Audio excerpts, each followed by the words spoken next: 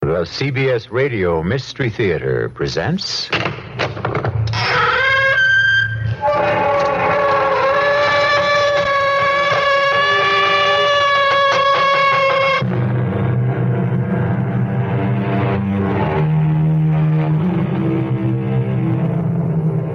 Come in. Welcome. I'm E.G. Marshall.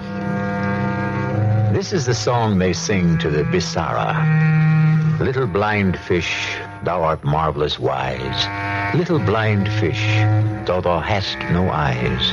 Open thy ears while I whisper my wish. Bring me a lover, thou little blind fish. And what is the Bisara? A tiny square box of silver, studded outside with 8 small rubies. Inside is a little eyeless fish, carved of wood, and wrapped in a shred of faded gold cloth. Yes, this is the Bisara. And it were better for a man to take a king cobra in his hand than to touch the Bisara.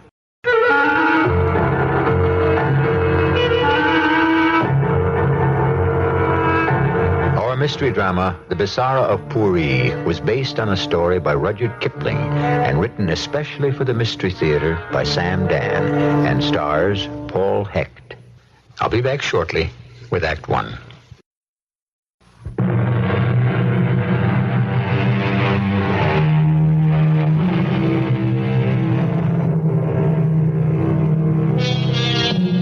In our day and age, we are far too sophisticated to believe in magic. So let us talk about magic as magic used to be. The kind of magic you used to find in India, before India became a modern nation and was still part of what was known as the British Raj.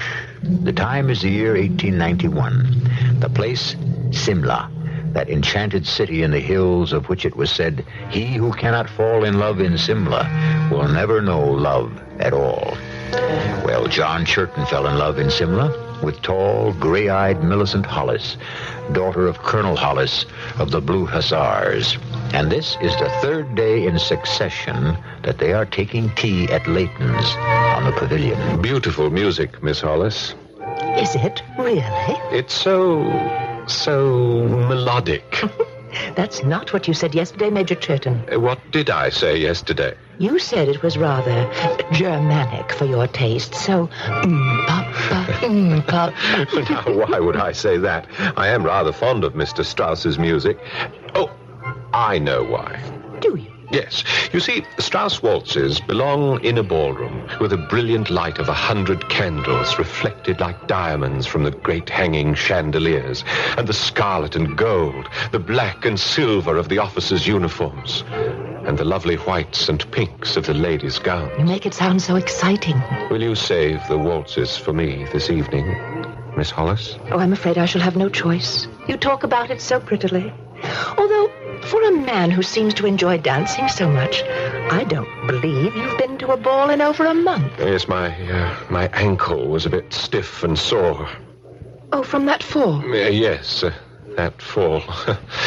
I suppose it shall be known as that fall from now till the end of time. Well, it did make talk when you, Major John Churton, who is said to be the finest rider in the Lancers, fell off his horse on dress parade. Well, that account is not entirely true, Miss Hollis. Are you saying you didn't fall off your horse? I didn't fall off my horse. I needed a horse in a hurry, and that old scoundrel Mahbub Ali sold me one that hadn't been properly broken. Why did you need a horse in a hurry? And because my bay stallion, Tippo, had died the night before. Tippo? That splendid animal. Well, how could he have taken sick so suddenly? He didn't take sick, Miss Hollis. He was killed. How awful. How? Well, I came home from the club to discover there was a robbery in progress.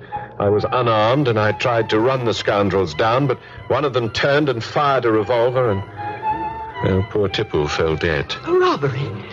Well, we haven't had a robbery hereabouts. I can't even remember. Were they caught? No, they got away. What a shame. Was anything stolen? No, just some cufflinks, a gift from my mother, a watch, a gift from my father. They were very dear to me. Oh, I am sorry. And, of course, money, a considerable sum. It wasn't even mine. I was keeping it for Captain Pack. Captain Pack? Yes, do you know him? Slightly. Why were you keeping money for him? Well, it was part of a regimental fund. He had withdrawn it that afternoon to be distributed the following day. That evening, he'd been sent off on duty. He didn't want to leave it about his quarters, so he asked me to keep an eye on it for him. And that's the money that was stolen? Yes. I went to over half dozen of my closest friends, and I borrowed every shilling they could raise. I turned the sum over to Pack. He's not the wiser, but I'll be in debt for at least 2 years. What a perfectly miserable stroke of luck. I really don't know why I'm telling you all this. Perhaps it's because you've just caught sight of Captain Pack. What? Where? He's coming towards us. Oh, yes. Yes, I see him. Good afternoon, most ravishing Miss Hollis. And Major Churton. Good afternoon. Hello, Pack. I hope I'm not interrupting, but I stopped by merely to remind you, Miss Hollis, that you promised to save the first and last waltz for me this evening. Did I promise? Well, of course. It was at the party Mrs. Hawksby gave for the governor last week. Till this evening, then. Miss Hollis, is there something wrong? What? You seem to have turned pale. No, I'm all right. You're shivering. Shall I order some tea? A brandy, No, perhaps? thank you, Major. But something is wrong, I can tell. Please, Miss Hollis, tell me. I simply cannot tolerate that man. Captain Pack? Oh, I shouldn't have said that. He's probably a good friend of yours. Oh, no, Miss Hollis. He's the last person in the world I would want for a friend. The man makes me ill. Actually, ill. What do you mean? I don't know. I just get a feeling as if... It's so difficult to find the words. He makes me feel unclean. I know. He makes me feel the same way. Well, you don't have to dance with him. Well, you don't have to dance with him either. Can't you simply refuse? Oh, it's awkward to refuse. We are, after all, a small community. We have to maintain at least the outward show of friendship. Well, that may be. But I know a great many ladies who absolutely refuse to dance with certain gentlemen. The real truth? I'm afraid to refuse him. Afraid? But why?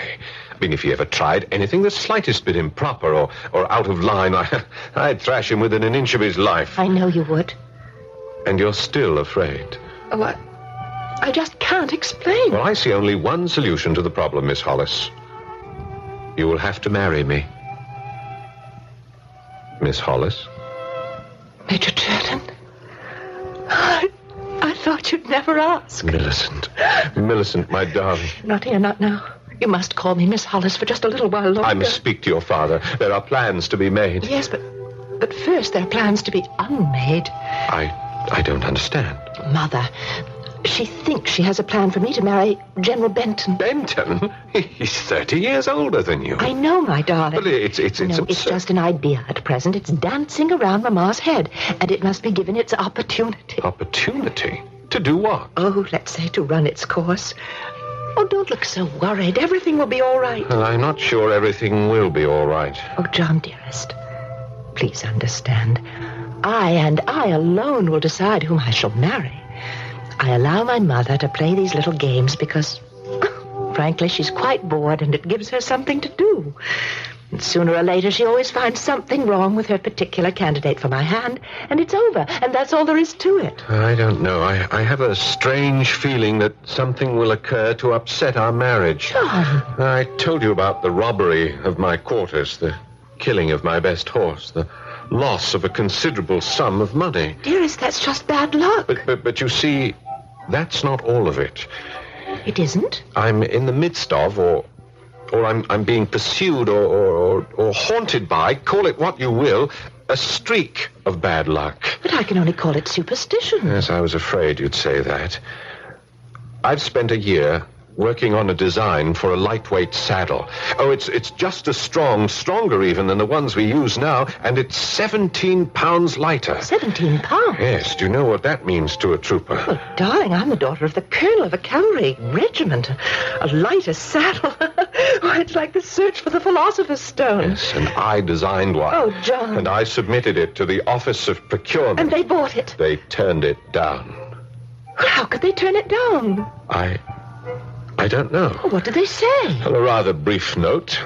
Dear Major Churton, we do not find your proposed saddle to be practical at this time.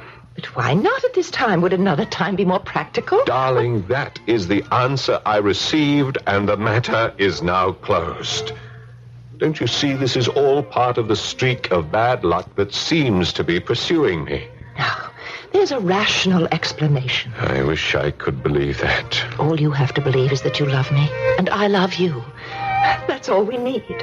You do love me, Millicent? Yes, and I want to be your wife. You're not going to change your mind? Nothing could ever make me marry anyone else.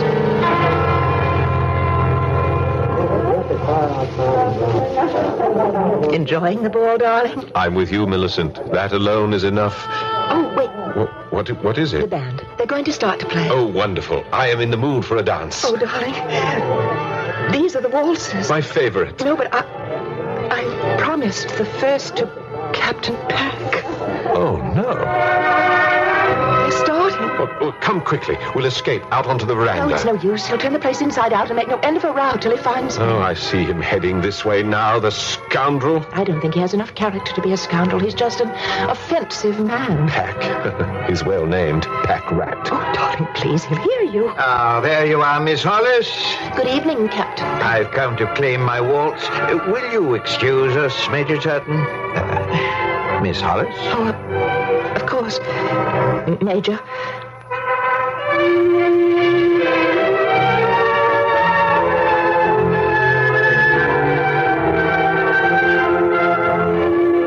Oh, you are a divine dancer, Miss Hollis. Thank you. Do you know why? Well, Because you are a divine person.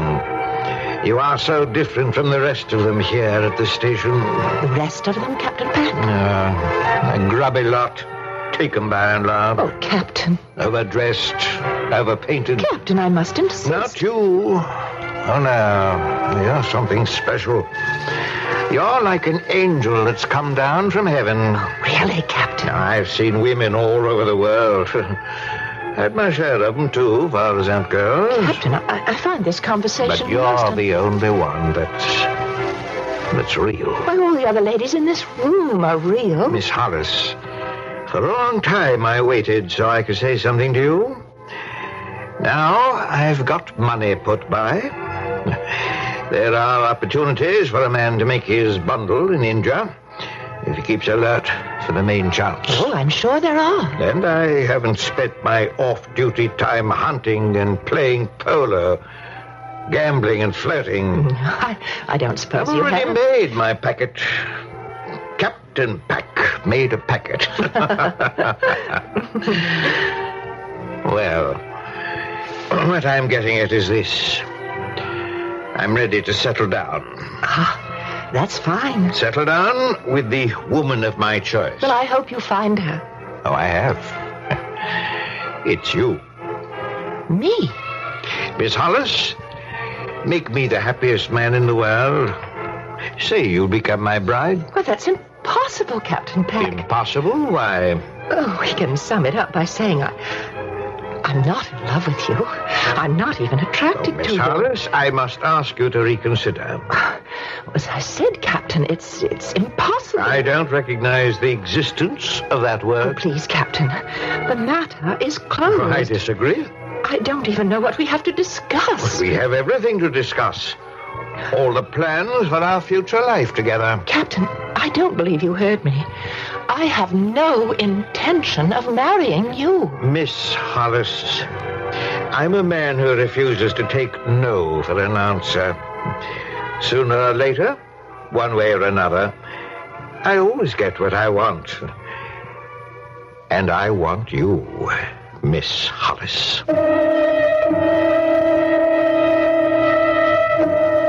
Obviously, Miss Millicent Hollis considers Captain Pack a disaster. But her fiancé, Major Churton, has a premonition of disaster. Is Captain Pack going to be that disaster? On a statistical note, our special research tells us that a girl can expect to get an average of 5 serious proposals of marriage in her lifetime. Well, what do you think of our heroine? She's actually had 2 in one day. The rich get richer, The drama also gets richer in Act 2 in just a short while.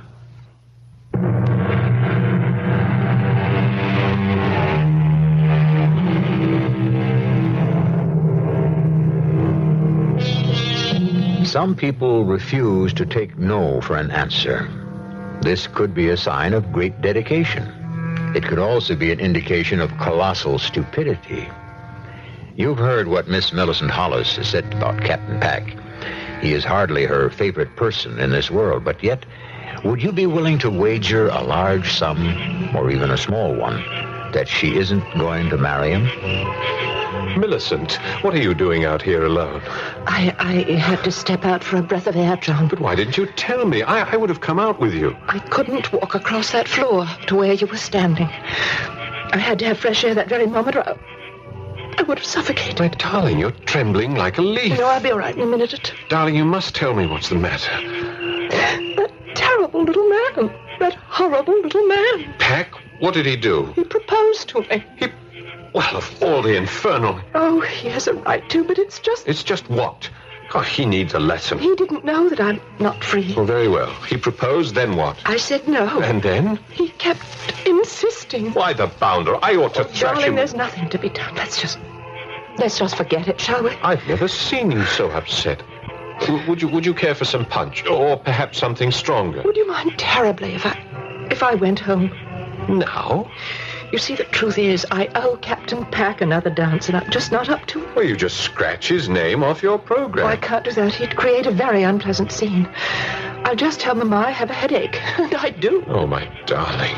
Now, you stay and you have a good time. Well, how can I have a good time without you? Well, you should spend more time socializing with the staff officers.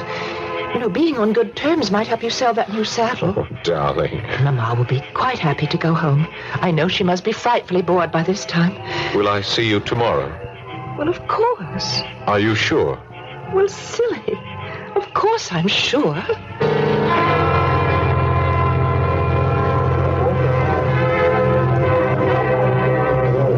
Churton! Why, bless my soul, it's Johnny Churton.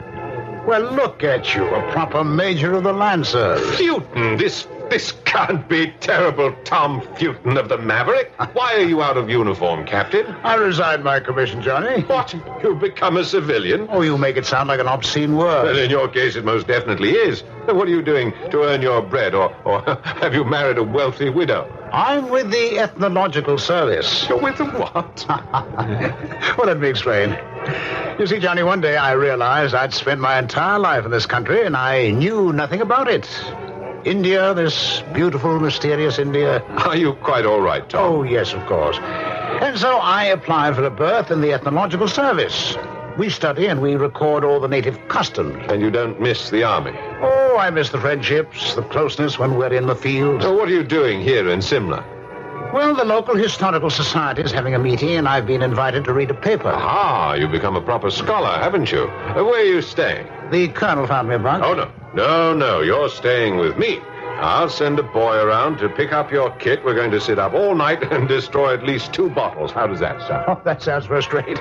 But I better leave my kit where it is. But why? Because the colonel asked me to. Whom are you staying with? A fellow by the name of Pack. Oh, no, I shan't permit that. Oh, he's the worst. Johnny. The colonel asked it as a favor. A favor? This Pack, he doesn't get on, eh? Oh, well, that's the understatement of the century. Has no friends, and the colonel just thought that by asking him to provide hospitality for a visitor, this Captain Pack would feel that he's part of things, you see. Tell me, what does everyone have against him? Well, how can I put it? He's a nasty little man who must have crawled into the army by mistake. I see you're determined to dislike him, eh? Exactly. But why discuss him? Let's head over to my place. We have a full night's drinking and talking ahead of us. Johnny, will you also invite my host? Your host? Yes, Captain Pack. Oh, no. Well, he's putting me up for the night.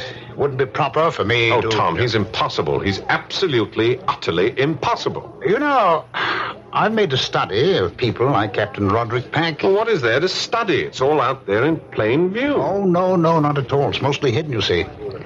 People like Pack are the outsiders. Pack was never made to feel welcome here. To begin with, he's very short. He's rather unattractive physically. Yes, he most certainly is. But that is not his fault, you see. His father was a greengrocer, which puts him at a social disadvantage. You know, Pack's obnoxious behavior, it is a defense. Of what? It's a protective wall he's built up around himself. If he were made to feel welcome, accepted, I'm sure you'd find him a changed man. I'm afraid you don't know Captain Pack very well. Well, I'm afraid you don't either. Invite him back to your rooms with us. See if I'm right.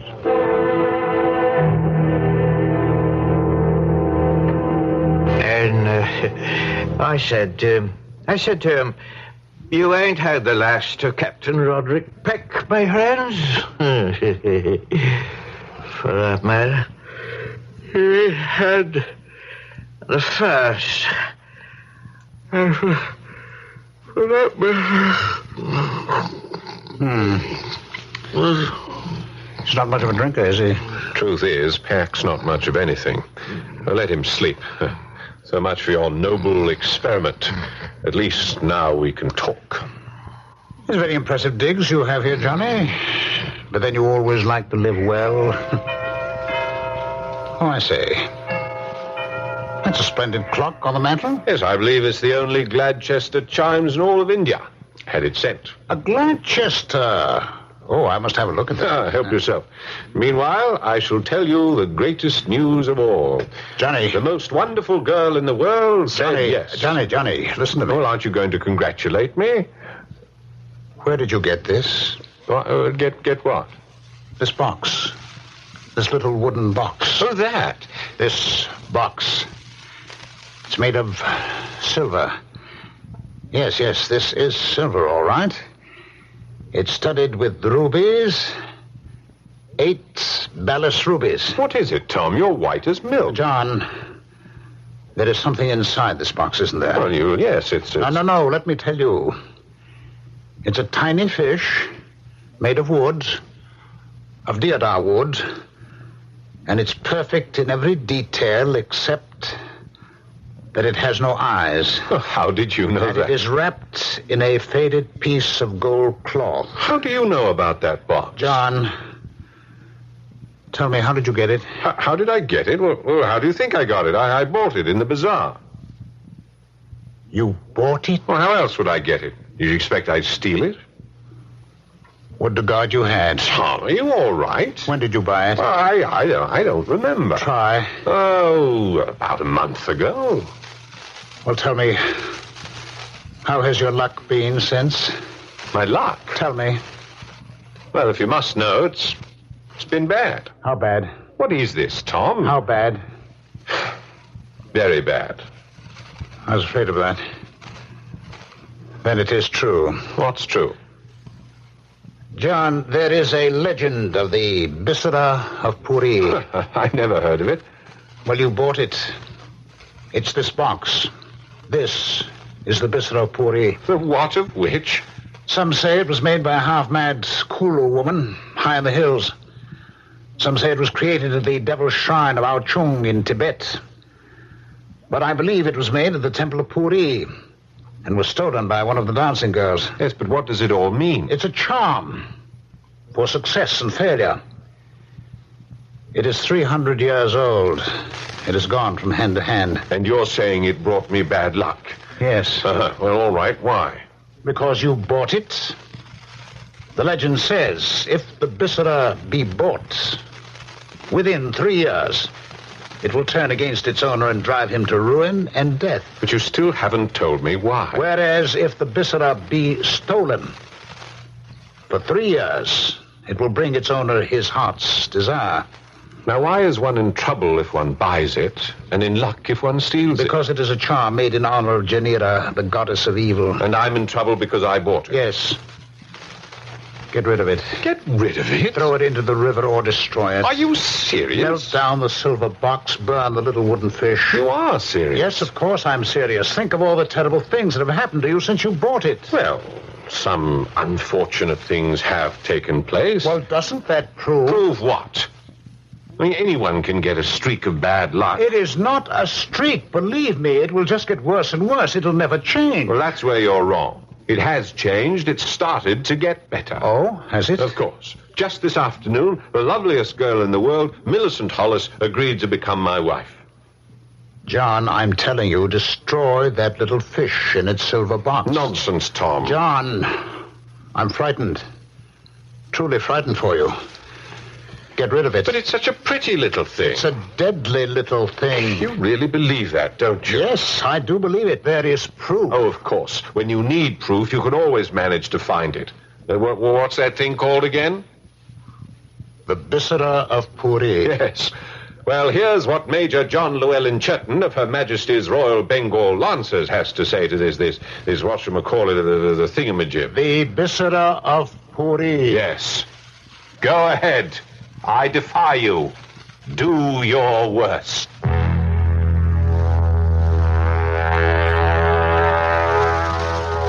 Now you know, and I know, that he really should have not said that, especially on this program.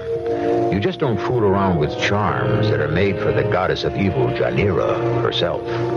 If you're waiting for the lightning to strike, you'll just have to wait a few minutes longer, and then I shall return with Act 3.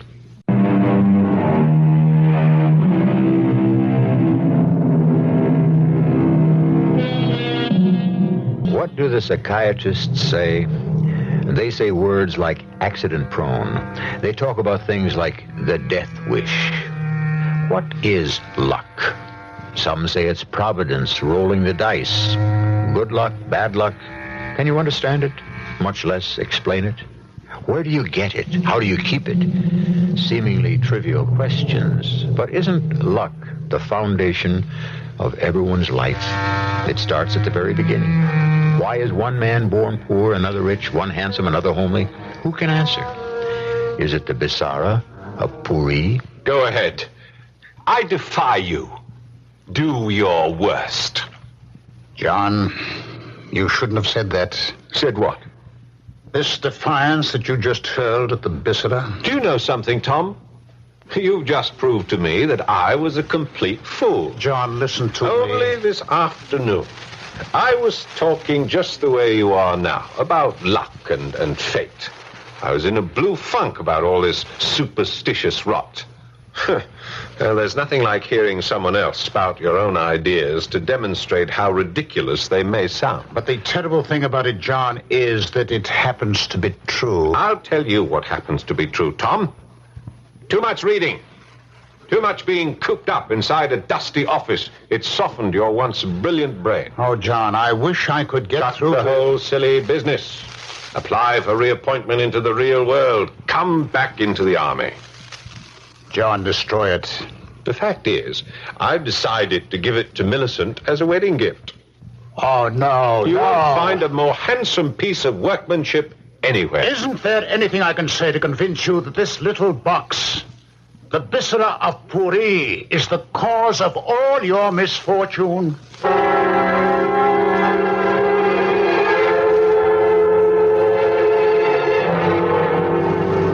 Sahiba. What is it, Lutuf? Sahib wishes to see the heaven-born. Major Churton?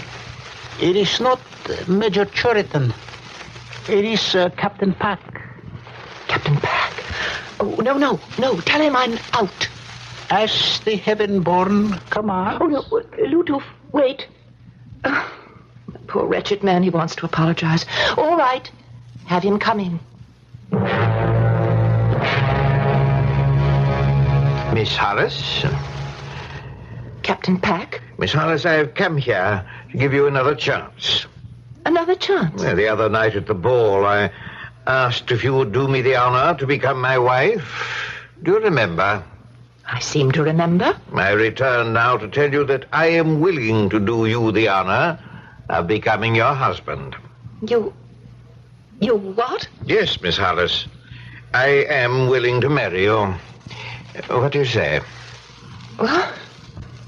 What do I say? Why, I say...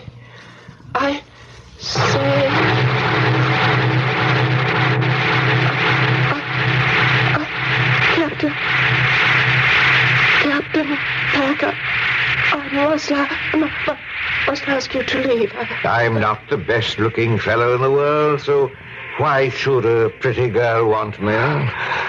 It's time you learned your place, my dear.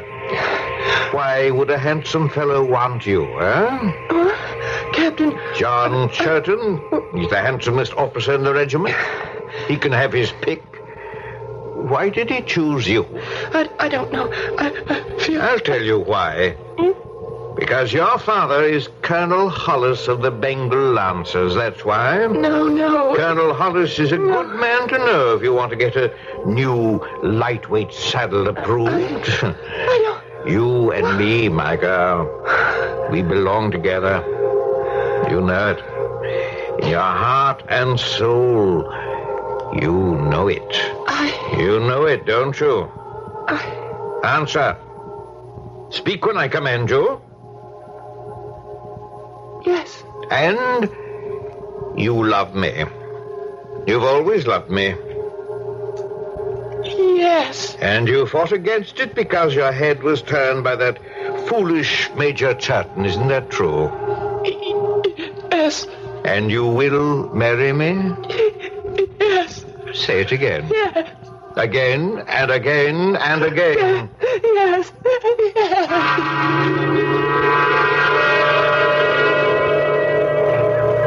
Sergeant, dismiss the troop. Miss!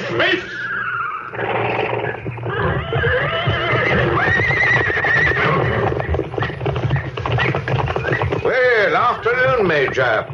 Fine-looking troop of men you have there. Splendid body. I dropped by to thank you for having me over to your rooms the other night. Well, I hope you had an enjoyable evening, Pack. Yes, of course. I wonder if you'd do me a service, old chap. What sort of service? I'm to be married. Married? And I wondered if you'd stand up for me. Best man and all that, you know. Who's the lucky girl? Oh, you know her. Oh, do I? Colonel Hollis' daughter, Millicent. Millicent? Oh, what sort of ghastly joke is this, Captain? The little lady, well, she's not really little, gave me her promise just an hour ago. Oh, filthy swine. Get off your horse. I'll teach you a lesson you'll never forget. And what will that prove? The lady made her choice, and she has chosen me. Well, we'll see about that.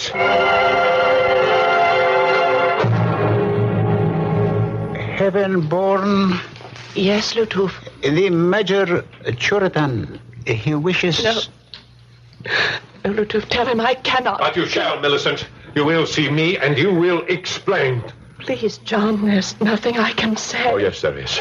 You had promised to marry me. I know. You said you loved me. I know. Was it a lie? It was a mistake. All right, I can accept that. It was a mistake. Don't marry me. You don't love me. But how can you marry that wizened, slimy, evil, nasty Roderick Pack?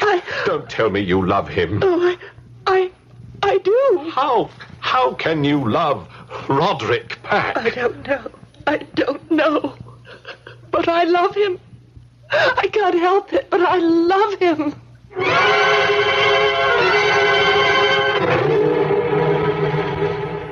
John? Come in, Tom. Come in. I got your word. I came as quickly as I could. She's thrown me over, Tom. Millicent?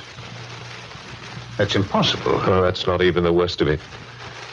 Guess who she intends to marry? Captain Pack.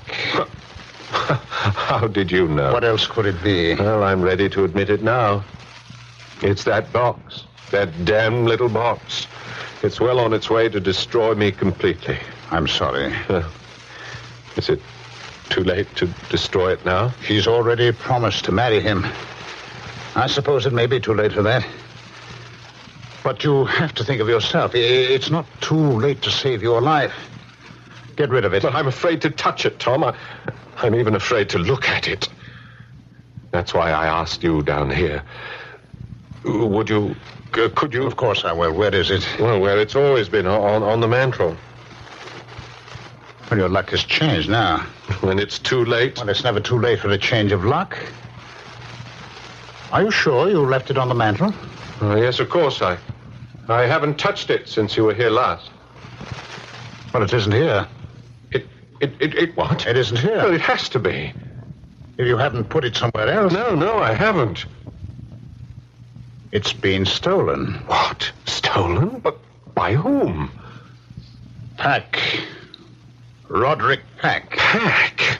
Do you think it's beyond him? No, but how would he know? He must have overheard our conversation. But how could he? He was dead drunk. Wait. No, he's such a miserable sneak. Perhaps he pretended to be sleeping it off so that we would talk freely between ourselves. And he might pick up some tidbit of information. He certainly did. The Bisara of Pooree. He who steals it will have his heart's desire. It's the only way to account for Millicent's behavior. I'll kill the swine. No. That won't bring Millicent back. She'll go on loving him for the rest of her life. Yes, but we must do something. Yes, of course. And soon. Tomorrow night, Colonel and Mrs. Hollis are having a ball at the club to announce the engagement. We'll have to steal it back. Steal it? How? We can't just go into his quarters. Suppose we're caught. And with my luck, we'd be cashiered fast enough. Well, be thankful I'm with the ethnological. Now listen to me. Tonight, an Afridi merchant is going to visit Captain Pack at his quarters. He is going to steal the Bisara. I don't understand. Oh, it doesn't matter. You wait in the shade of the trees just beyond the compound. When this Afridi comes by, jump him. But I don't... Jump him. Take the Bisara by force. Do you understand? By force. Tom, what are you saying? Just do as I tell you. Remember, he who steals the Bisara shall have his heart's desire.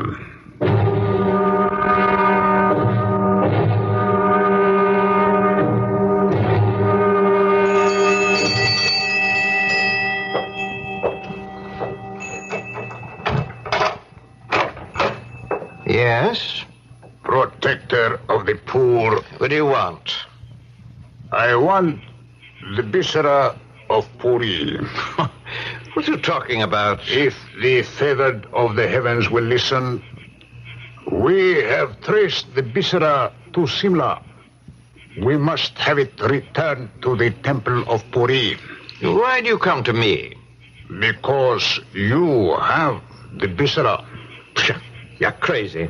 Now get out of here, you filthy beggar, before I take a belt to you. The Bisara gives the heart's desire to whoever owns it. You now have your heart's desire. Yes, well, I have another heart's desire. Yes. Money. How much money? 1,000,000 rupees. The temple of Pooree will pay. It will? Yes. This is the way you will get your money. We will pay. Oh, well, show me the color of your money. Show me the Bisara. Ah, well, all right. But don't think you can pull one of your tricks. I'll put a bullet through you so fast. Oh, I am a man of peace. All right, you filthy dog. I'll show it to you. Ah, see? See? Here it is. Ah, it is the Bisara. The Bisara of Pooree at last. And now, the money? Oh, yes, the money. Here it is. No,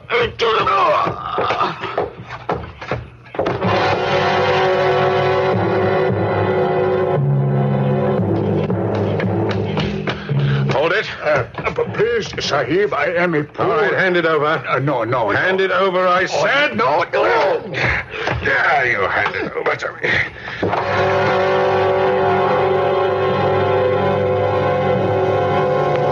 Have you got got it in your pocket, John? Oh, yes. Yes, it's in my pocket. And I'll never let go of it. And what is your heart's desire? My heart's desire has always been, is now, and will always be Millicent Hollis. She's yours. Oh, I hope so. I hope this hasn't all been for nothing. Well, I got a black eye out of it. You know, you were quite realistic. Ladies and gentlemen, may I have your attention? Ladies and gentlemen. Look at that smirking weasel standing there with Millicent. Ladies and gentlemen, I have an announcement. Keep thinking it. My heart's desire is Millicent Hollis. My heart's desire is Millicent Hollis. Good, that's it. Ladies and gentlemen. Just a moment, Father. You can't make the announcement just yet. Why not, my dear? Well, John.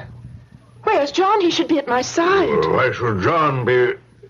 My dear, your fiancé belongs at your side, and he is... Who? Captain Peck. Why, what's he doing here? Well, you accepted him. What sort of a joke is this? How could I even think of marrying this loathsome toad? John? John, where are you? I'm here, my darling. Father, I intend to marry no one else but the man I love, John Churton. Oh, John. John. Darling, everything's going to be all right. If I could get the hang of what women are all about. John? Is he the one, Millie? Oh, yes. Yes, Father. The only one. Ladies and gentlemen, it gives me pleasure to announce the engagement of my daughter Millicent to Major John Churton. Unless, of course, she changes her mind again.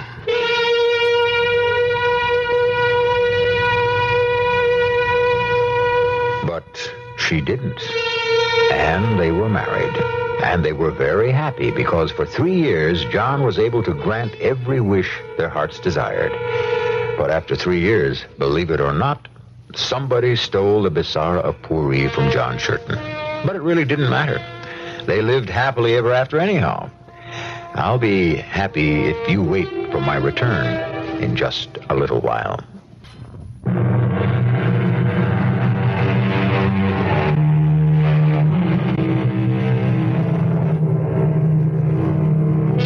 You will say it's all a made-up story. All right, believe it if you must. However, if one day you see a little silver ruby-studded box, a few inches long by a few inches wide, and within it a wooden fish without eyes wrapped in gold cloth, don't buy it. If you really must have it, steal it. Best of all, leave it alone. For it is the Bisara of Pooree, and it is deadlier than the bite of the king cobra. Although it will take you a longer time to die. Our cast included Paul Hecht, Ralph Bell, Marion Seldes, and William Griffiths. The entire production was under the direction of Hyman Brown. This is E.G. Marshall inviting you to return to our Mystery Theater for another adventure in the macabre. Until next time, pleasant dreams.